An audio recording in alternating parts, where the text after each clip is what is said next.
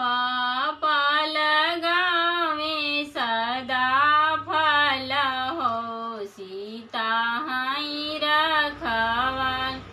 पापा लगावे सदा फल हो सीता हई रखवार।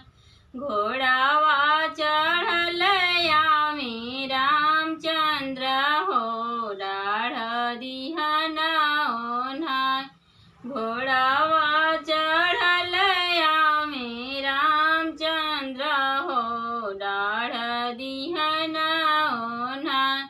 समझी बूझी के फलवा तोरिहा ना हो सीता हई रखवार।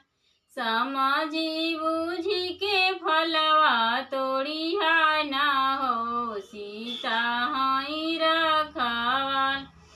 के करहु सीता धियावा ना हो के करहु तू पतो। के करहु सीता धियावा ना हो के करहु तू पतो। के करहु बियाहल की ना हो डटी के करलू जवाब। के करहु बियाहल की ना हो डटी के करलू जवाब। राजा जनक जी का धियावा ना हो राजा दशरथ का पतो। राजा जनक जी का धियावा ना हो राजा दशरथ का पतो।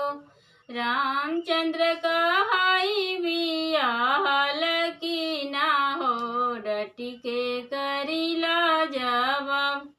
रामचंद्र का हाई बियाहल की ना हो डटी के करिला जवाब। चल गाँव में